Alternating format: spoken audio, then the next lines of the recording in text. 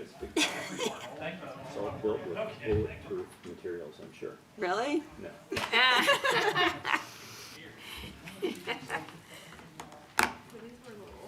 Excessive this one. There's a back door back there too. Yeah. Yeah. Army crawl right out of here. The police are close by. Yeah.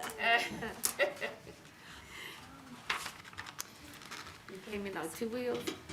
Yes. Coming in hot. All right, good evening. We will call to order the regularly scheduled meeting of the Board of Zoning Adjustment. Start with a roll call vote. Drew Goodner. Here. Frost Rollins. Here. Amy Sorrells. Here. Kim White. Here. Letitia Khalid. Here. Mary Boyd. Here. Approval of minutes. Anyone have any comments over last month's minutes?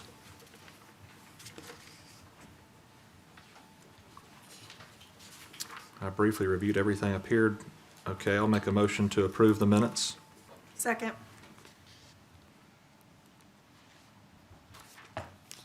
Drew Goodner. Yes. Frost Rollins. Yes. Amy Sorrells. Yes. Kim White. Yes. Letitia Khalid. And I've got an opening remark to make. Any persons aggrieved by any decision of the board may within 15 days after such decision appeal to the circuit court having jurisdiction according to section 908.02 of the zoning ordinance of the city of Auburn, Alabama. And we normally have, our board is 5 regular members and 2 supernumeraries. One of our regular members is absent tonight, so Letitia will fill in for that member and be a voting member this evening. New business.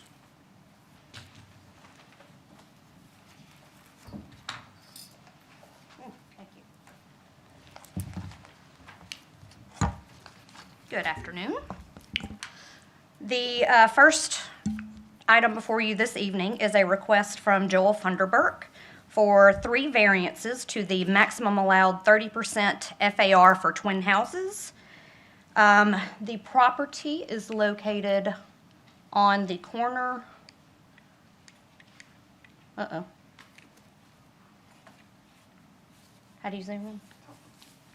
Hold it. Oh, 2 seconds.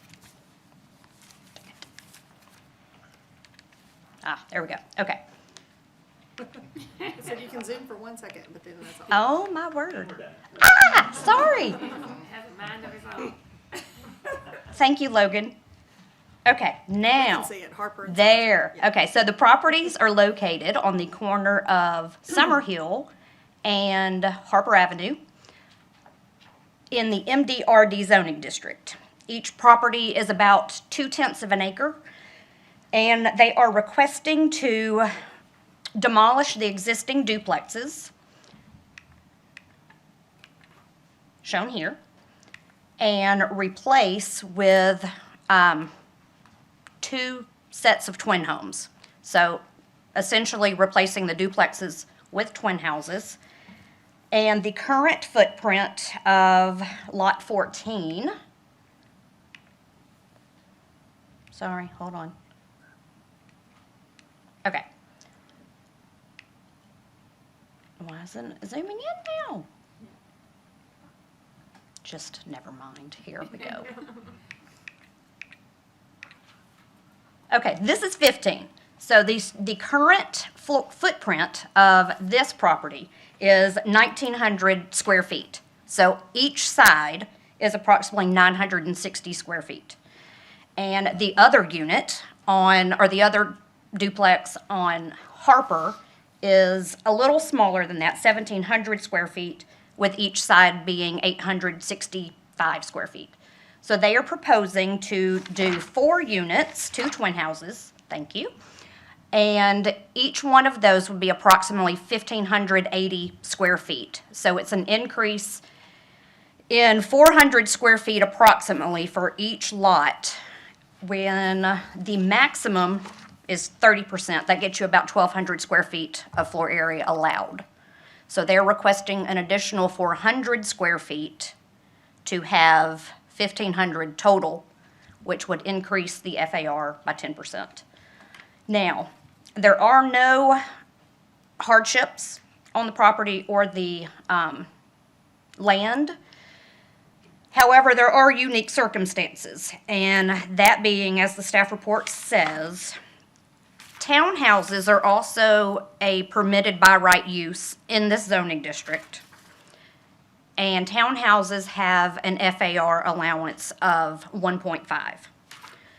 So essentially, if they divided the property into 4 fee simple lots for townhouses, each of those lots could accommodate 1.5 FAR, which is 6,800 square feet. But a twin house has a FAR of 30%, and they're only allowed 1,200 square feet. So, that is a unique situation. If you're thoroughly confused, I will try to help. Yeah. And we've run into this before. I'm sure we It's just have. kind of an oddity in the code, because what the square footage doesn't seem to be that large of a product. It's not. The existing duplexes, I believe, are 2 bedrooms. This one is about 1,600, a little less than 1,600. The living area is a little larger, and there is an additional bedroom. So it's 3 bedrooms, 2 baths. How are they accommodating for the parking with that? Do they have different parking requirements too? Because I only see 2 parking spaces. That will be addressed when they come in for review. They're required to have 3 parking spaces, 1 for each bedroom. But that won't, they can accommodate that on site. They can't, okay. Just making sure. They're not shown, but they can accommodate it.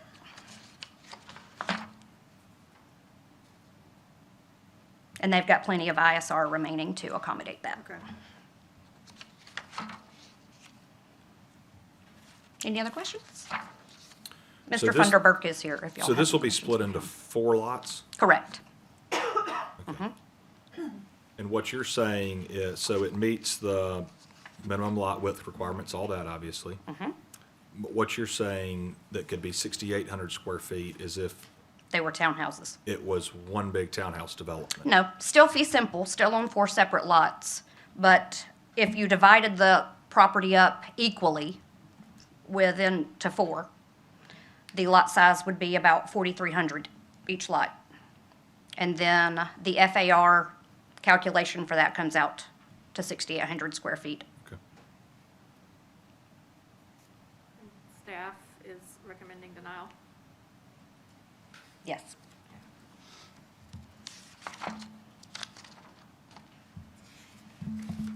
Any other questions? I think that's it.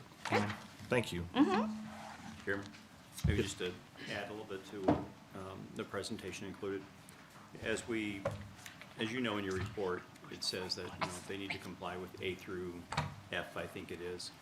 And if you read each one of those individually, we did find that I think all of them, with the exception of was D, we found that it was in A through F. Can you read better? No, okay, because it's on, and, okay.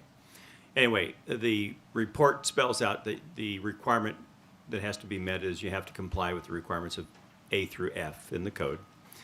And all of those, I think, staff indicated that there was not an issue with them except for letter D.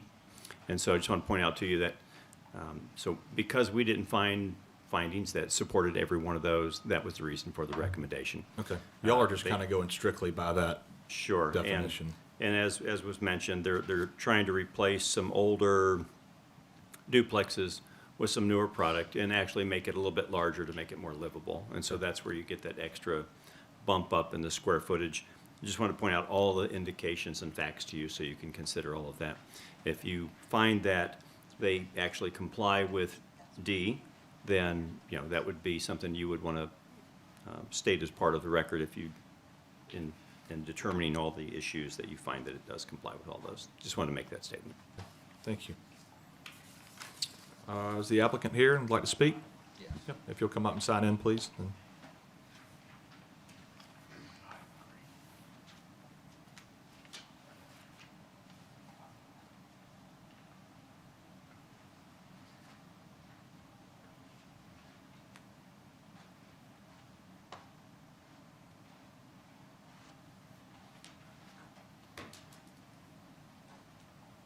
Hello.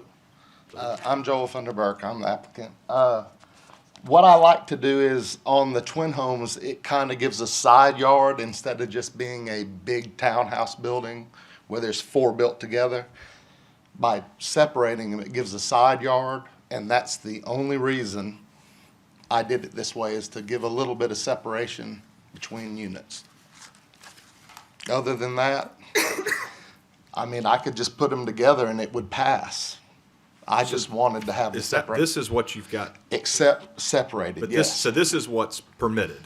Yes, that's what permitted. If I put the 30 feet between them, they're not permitted. Right, right. That's the only. That's what I was making sure that this was the, Yep, this is allowed, but that's not what you're proposing. right. Okay. Just to split them up by 30 feet. So that's all I wanted. And you want, Go ahead. you just want a divided down the middle, Right. 2 to the left, okay, I was just Yep. making sure we were on the same page with that. And so are these gonna be rental or, I'll own them.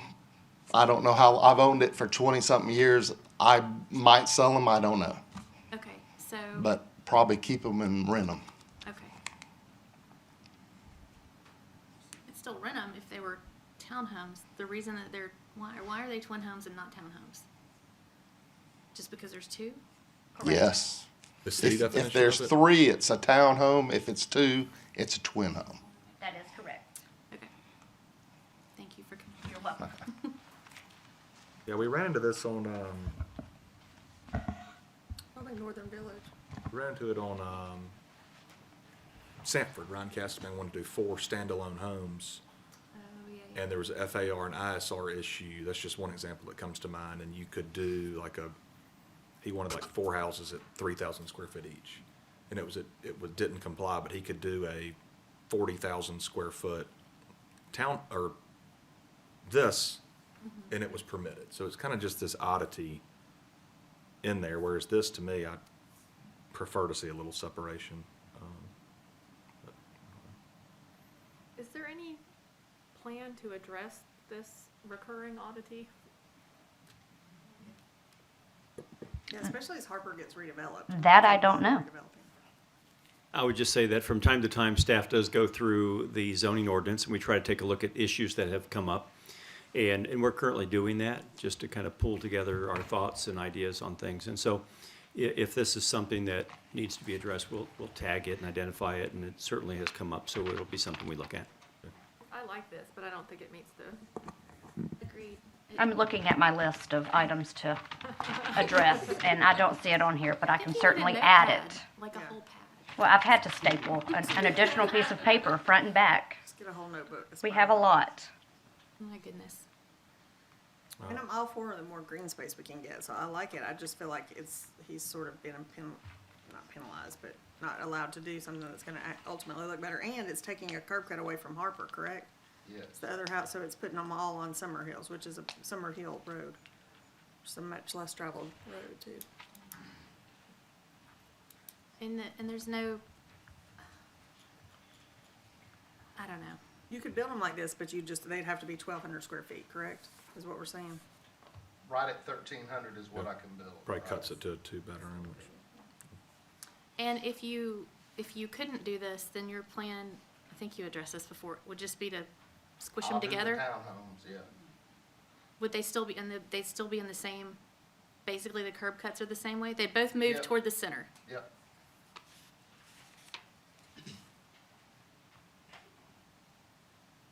And they could be larger townhouses. They could be over double. They could each be 6,800 square feet. Instead of 1,600 square feet. Yeah, which we have seen some of, like you think about some of the really large, that one on the corner of Miller and Armstrong. They're huge. Any more questions for the applicant? All right, we'll open the public hearing if anyone has anything to say against or in support of this variance. I'll sign in after. Gary Cantini, 608 Owens Road. Based on the discussion here, it sounds like if the applicant's looking at 4 townhomes instead, this is a much more palatable, anywhere in the city, but in particularly in this location. I think the 2 twin houses is much better for the neighborhood, the traffic, everything else. So I would implore that you approve it, and let's not build all these big townhouses that could be up there. So I think the applicant's not asking to go to 2,000 square foot or something, so it seems to be a reasonable accommodation going from what, 0.3 to 0.4 FAR, so seems to be a much better opportunity than what could be built there. Yes, sir. Thank you.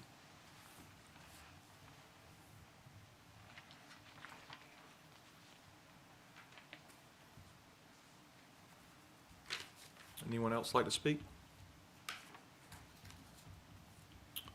We will close the public hearing and open it up to the board for discussion and/or a motion.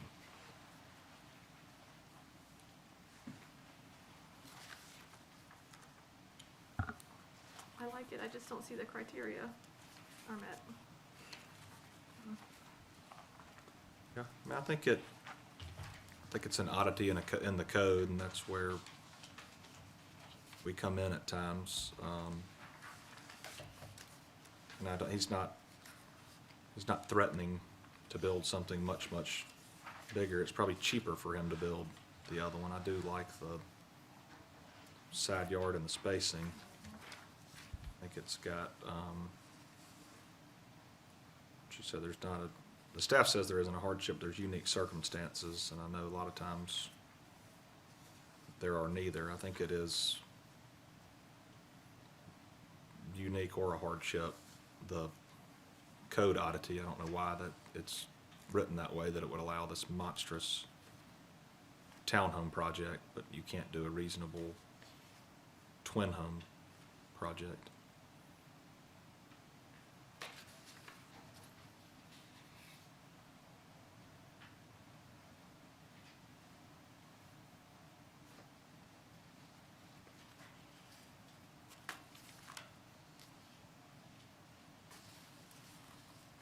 Well, I agree with both of you.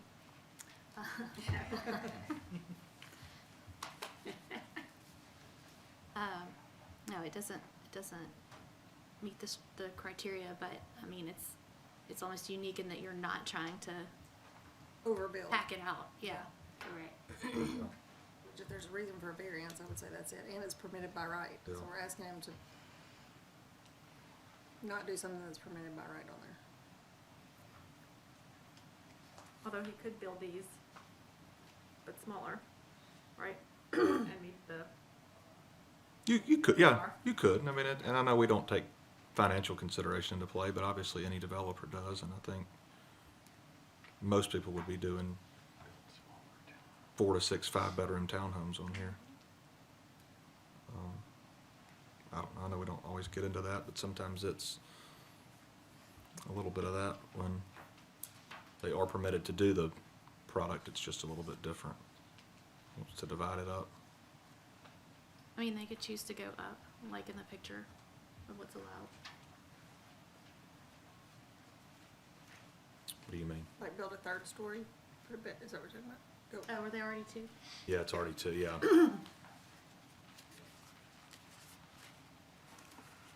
I think there was a floor plan on, yeah. So you've got, all your bedrooms are upstairs, you've got living, dining, like all living spaces They're down. very reasonable size, I don't know. Well, I will make a motion to approve BZ 2022003, the first variance for Lot 14A of 601 Harper Avenue, the variance of 0.10 to allow a maximum FAR of 0.4.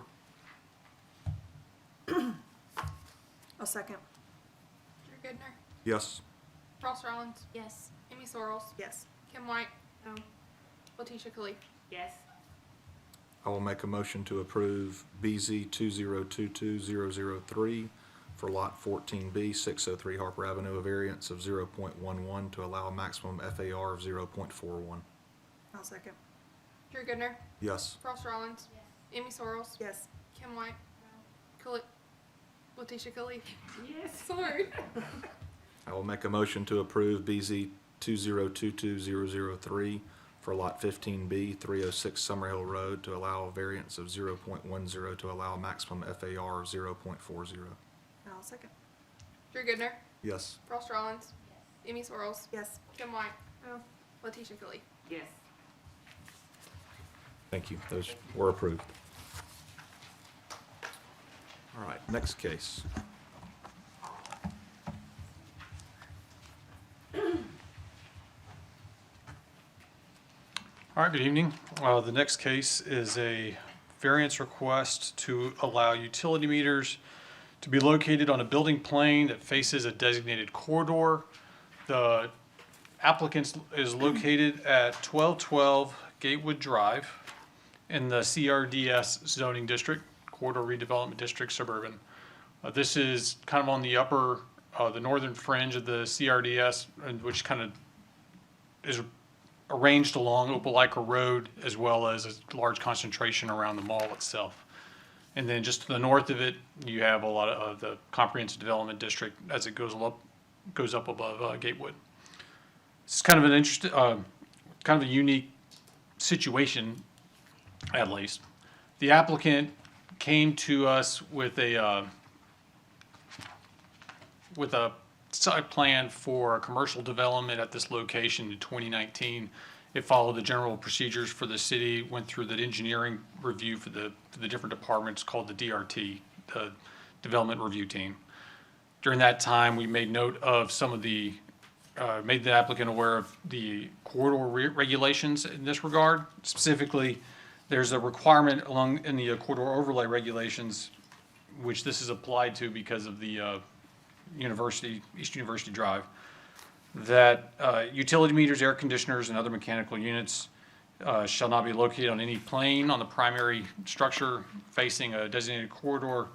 Any such utilities that are not facing have to be screened using an architecturally designed or material similar in quality to the building for any kind of utility meters that do need to be installed out to exterior. We went through the DRT without the benefit of architecture plans, which is part of the standard procedure. We don't typically get architecture plans at that point in the game. However, when they did get architectural plans, we weren't able to review them. Otherwise, we would have caught the fact that utility meters were being placed on the building. What we believe happened was just a miscommunication between the different development parties within the development itself. So fast forward to, there was a bit of a delay because of COVID with construction.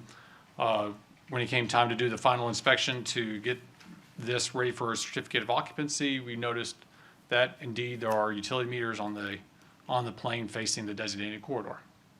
Here you see a lot of utility meters and a ladder for roof access. The vantage point from the camera is standing on the sidewalk from East University Drive. And this is at the corner of Gatewood and University. There is so staff has been working with the applicant to try and rectify the situation. We do think that it can be mitigated by placing a screen in front of it, although ideally it wouldn't have been in there in the first place.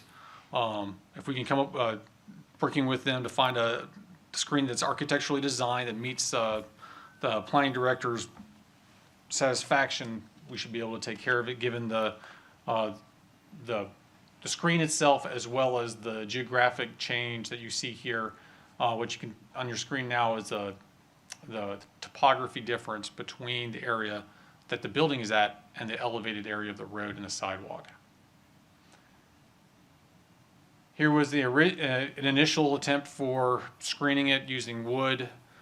We found that was neither architecturally designed nor was it a material that matched the building itself, so it did not meet the minimum standards. You can see here the change in the topography as well. We list a couple of other requirements as part of this, should you choose to approve it. One of those being that it'd be 3 feet of space between the utilities and the door itself, just to facilitate the opening of those utility doors. Here's one example that was provided by the applicant as one solution. You'll notice that it includes some portions that would allow access, but yet still screen the utilities from different angles rather than just immediately in front of it. Also again there. What material is that? They were, that right there is a wood or composite wood type of material. Again, this would need to go back before the planning director to decide if that would actually meet the criteria of an architecturally designed and material similar to the building. The building does not have any wood, nor does it have composite. It's a stucco building, so. There are other elements on site that involve composite wood, so it's just a matter of does the design, do we determine that actually meets the intent? And so it would need to be a little more than 3 feet on the side there to be 3 feet from the face of the utility boxes, rather than 3 feet from the wall. Yeah, 3 feet from the utility boxes themselves, that's correct. And so if that particular measurement right there is 3 feet, then it would need to come out a little bit more, correct? Okay. But staff and the applicant are in communication about the situation. We recommend approval based on the circumstances as well as the condition that the circumstance be mitigated with a solution that works for the director. Subject to your questions. Have not received any other correspondence about this, and the applicant is here. I do have a question. So the recommendation is to approve it, but then you guys would then determine what is the appropriate screening, or will we need to do that today? So you guys will work together, if it's approved, to come up with a risk mitigation plan? That is correct. Okay. Because they would actually have utilities on the front, they have created a nonconformity. Okay. And so we do have to, that situation does have to be essentially codified to make it a legal situation. And by getting the variance, that places this into a legal nonconforming design, essentially. But it doesn't get that until it has the variance to go along with it. Got it.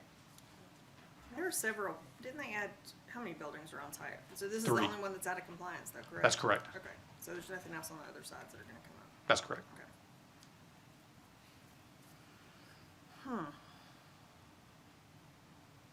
That's subject to your questions. Thank you. Any more questions for Jay? Any way to cover up that ladder? The evergreens that you recommend cover the ladder up eventually? We think that there could be some vegetation that would also help that as well. I agree the ladder could be addressed as well.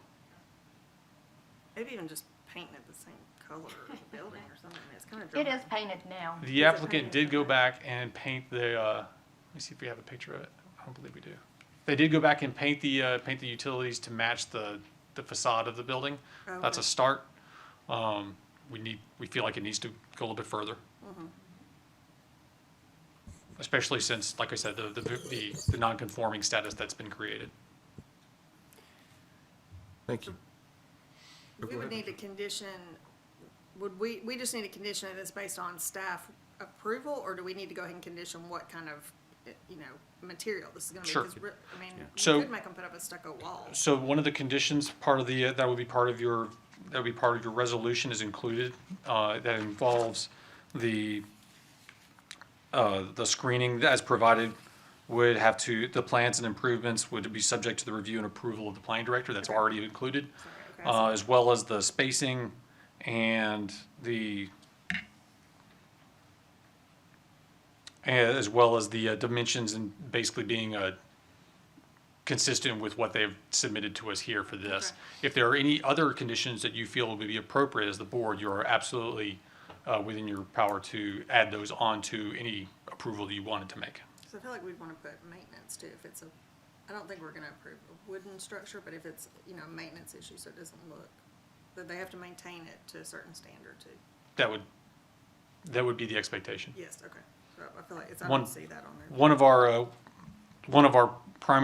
our concerns, in addition to the lack of material consistency with the wood screening, would be that the wood screen would deteriorate faster than other materials. Yeah. Mr. Chairman, just to add to what Jay's mentioned to you so far, in that condition number 1, of course, in your report are all 3 conditions that Jay's talking about.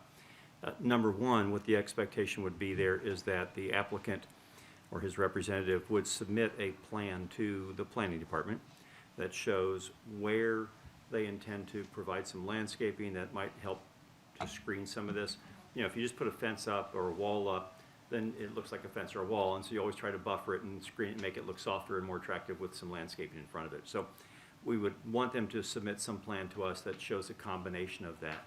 That, again, you don't want wood because it's gonna become a maintenance issue, we don't wanna do that. But we would take a look at that and review it, and if it's suitable, then we'd approve that. So if you have anything in particular you wanna tell us, now would be the time, but otherwise, that's the intent. I mean, I would suggest that you, if you're doing plant material, that you just back up to their, I don't know where their property line starts or right of way is and all that, but, you know, the further up the hill you are, then the less height you need to cover it up, so. Looks like that, so did they plant those little tree, I guess those are magnolias and whatever these bushes are over here? So those, the property line runs right along the crest of that hill generally.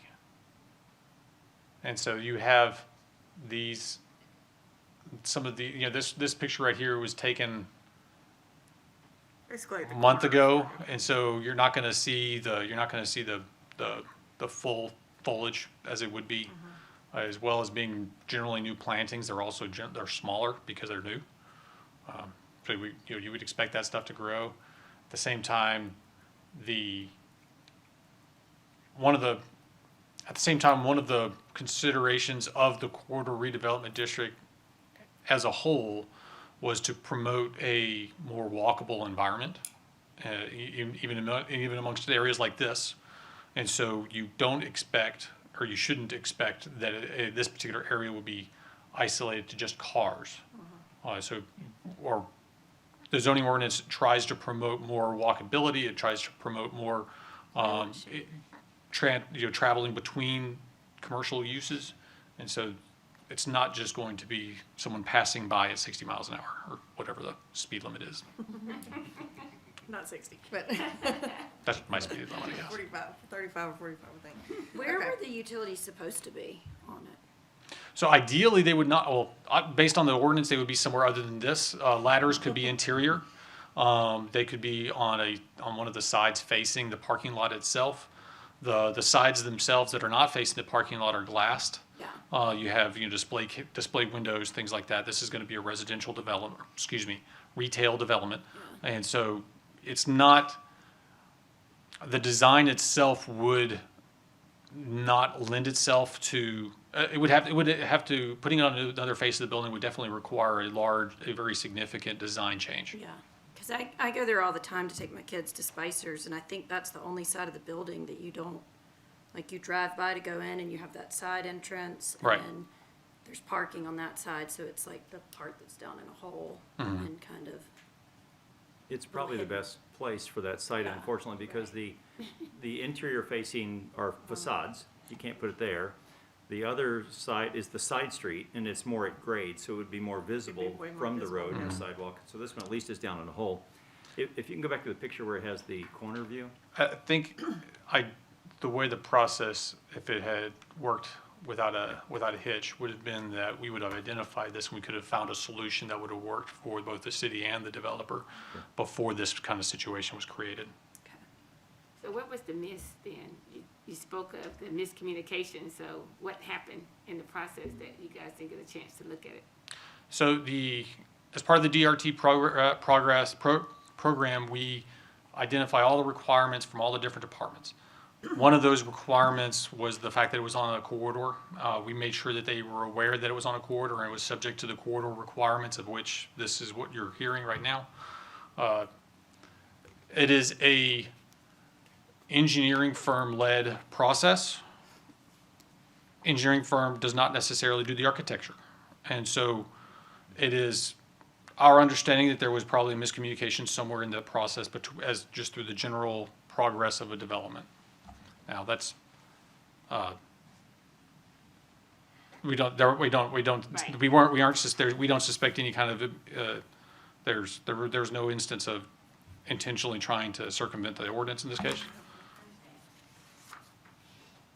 The reason I wanted to go back to this picture was just to give you an image from the corner, where you look there and you've got a power pole, you've got cables, and overhead lines, and so there are a lot of things going on there, and I think that, plus it being down in the hole, and you've got a magnolia tree growing right there in front of it, so I don't think it's gonna be as bad as it could be, is all I'm trying to say. Yeah. There are other competing things that are gonna block your view and detract from really a very aesthetic appearance. Thank you, Jay.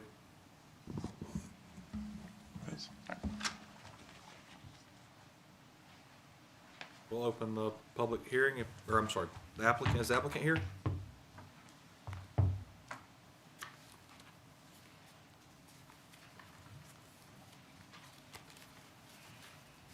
So, since they have an opening over here, does it have to be 3 feet away from, you're talking about 3 feet from the start of that box? Is it? Okay.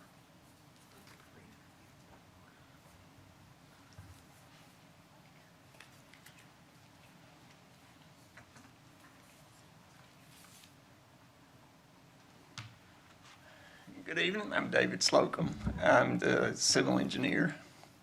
The architect was not available.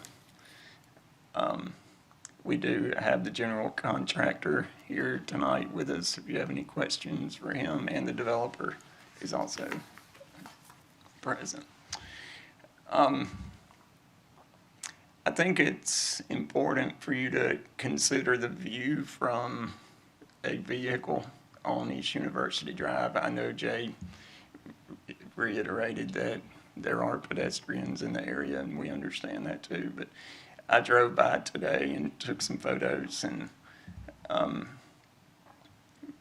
even when you're on that side of East University, looking straight towards the building, you can barely see the top of the meters over the hill. And I think a few more evergreen shrubs where those are would completely block the view, along with any screening that you feel would be appropriate. The developer is open to complying with whatever you decide would be best to match the building and be something that could be a long-term solution. So I believe the combination of those two things would be the right thing to do. We're open to any questions or anything. Y'all have a tough job. I would not want to do your Throw job. the short straw out of you three back there. The civil engineer. The other three sides of the buildings do have glass. They are, as was mentioned, the gateway side is at street level.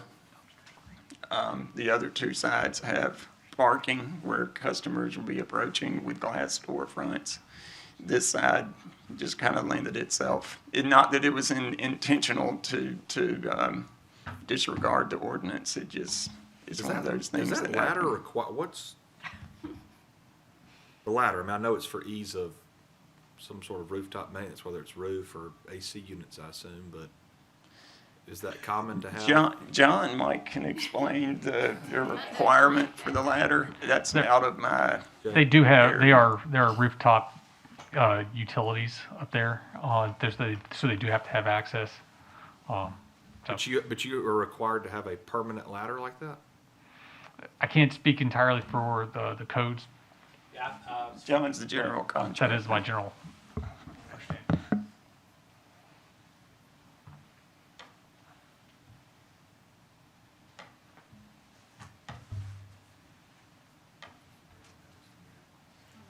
Yes, it's my understanding from the building department that ladders are required when you have rooftop units so that they can get up there easily without having to bring a ladder and put it up. But you can do it two different ways. One is an exterior ladder, one's an interior ladder. With an interior ladder, you lose square footage and space and have issues. All three of the buildings have exterior ladders, and that's the way the architect designed it. Okay, I just was curious. I have Yeah. not seen many of those. I assume most of them are hidden, but. Yeah. Yeah, usually, I guess they're put on the backs of the buildings and. The back of this building just happens to face a major thoroughfare. Exactly. Okay, thank you. Okay. Anyone else have questions for the applicants? Thank y'all. All right, we will open the public hearing if anyone wants to speak in favor of or against this variance request.